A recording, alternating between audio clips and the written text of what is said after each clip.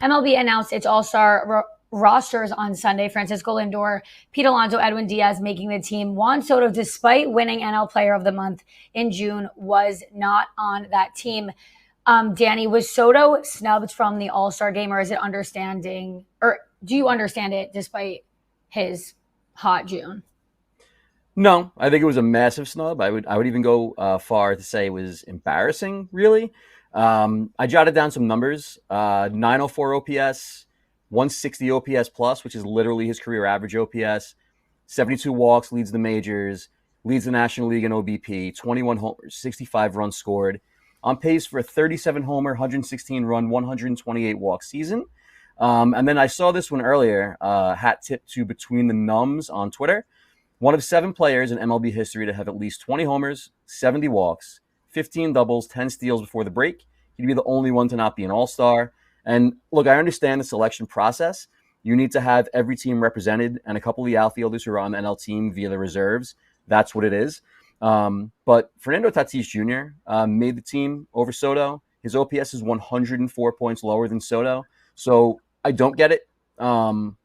I understand there's a lot of debate about who the best hitter in baseball is. Is it Judge? Is it Ohtani? Is it Soto? I think Soto is the best pure hitter in baseball. He's having a fantastic season. And I think it's a total joke that he was left off the team. And hopefully there's someone who drops out and he gets his shot because he deserves to be there. I think also because your name is Juan Soto, when you're not performing at your absolute very best, everyone just kind of like writes you off. Like, oh, he's not the player he used to be, but his numbers are still insane. JJ, what are your thoughts on this? So it's interesting. If you would have asked me in early June, I would have been like, yeah, Juan Soto doesn't have the numbers to be an all-star. It would be justifiable. Then he has an insane month of June. So you want to tell me Juan Soto doesn't end up starting the game because of this slow start over the first 2 months of the year? I totally get that. His June did enough to go and put him in the game. Danny illustrated the stats, the OPS, the power. He's stealing bases, which is something he normally would not do. And it was an all-time month of June. It's one of the best months a Met has ever had, period, in the history of the franchise. He should be on the All-Star team. He's got a better case than Fernando Tatis Jr. Now, as far as Soto and whether or not he ends up there, I think that probably depends on Juan Soto. Somebody's going to drop out. He's probably going to be the first name that gets called. Does Juan say to himself, hey, been there, done that. I've been in the All-Star game 10 zillion times in my career. I'm going to go next year. I'm going to go the year after that. I'm hitting Miami. I'm hitting the DR for a couple of days. If I were Juan Soto, I think that would be my mentality. You don't name me the game the first time, the hell with it. I'm enjoying my time off. I'll see you Friday when the Mets resume the action. But that's Juan's decision, not mine. So who am I to say?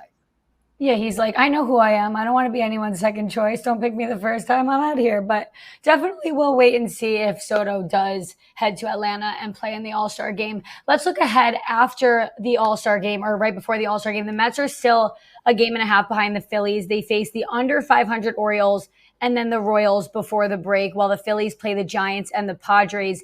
Danny, is catching the Phillies before the All-Star break important for the momentum for the Mets entering the second half of the season? I don't think so. I mean, it would be nice if it happened, but if they just continue to play the way they've been playing, the wins will be there. The Phillies are in a really tough stretch right now, so it'll work itself out. And, you know, obviously the division is the goal here, but the Mets are 4 games clear of a playoff spot, so I don't think they're feeling much pressure to catch Philly, at least right now. But you would definitely like to see them carry the momentum from the Brewers series, from the Yankee series, into Baltimore, into KC. And I would expect they will, with the pitching stabilizing, with the offense looking a lot better, getting Winker back, getting Senga back, getting Minaya back. And then we'll see how it shakes out in the second half.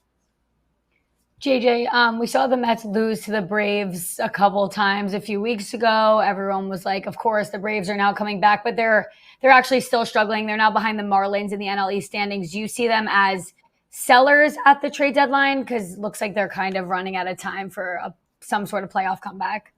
I think we're heading in that direction, Nikki. And it's crazy to say because when they swept the Mets a couple weekends ago down in Atlanta, I was like, okay, not only are they going to be in the playoff race, are they going to make this a 3-team race within the NL East? Are they going to get right there with the Phillies and the Mets? And the answer to that question is a resounding no. Now, do I see Atlanta taking a guy like Ronald Acuna and putting him on the market? No, probably not.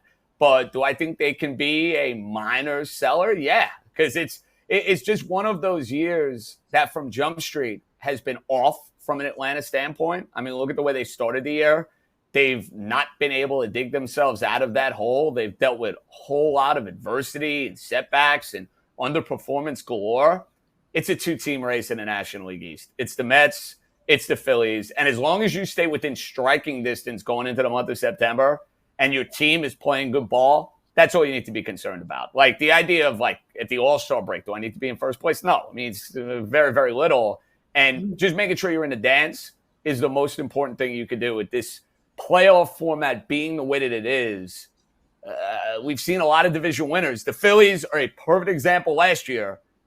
They won their division. The Mets had to get into the playoffs on the final day of the year, basically. And we know what happened in the division series. You get hot at the right time. That, to me, is far more imperative now than winning your division. I also think seeing the Mets kind of turn things around in July makes everyone feel a little bit more comfortable. Like, okay, they had a little bit of a bad streak, but things are looking up, which is a good feeling to have going into the All-Star break. So finally, before we go, I'm going to ask both of you to name one player who needs to have a big week going into the break. Danny, I'll start with you. Mark Vientos, easily here. He hit the ball hard a lot on Saturday. Not much luck on the balls in play.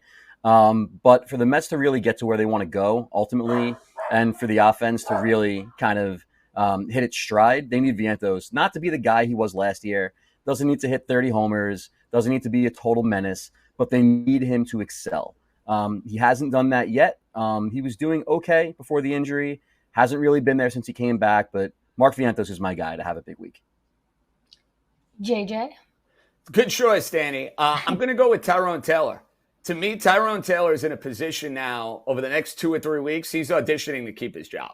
That's basically it. Because the Mets, if they're going to go and add an offensive player at the deadline, center field reeks of an obvious place to go and upgrade.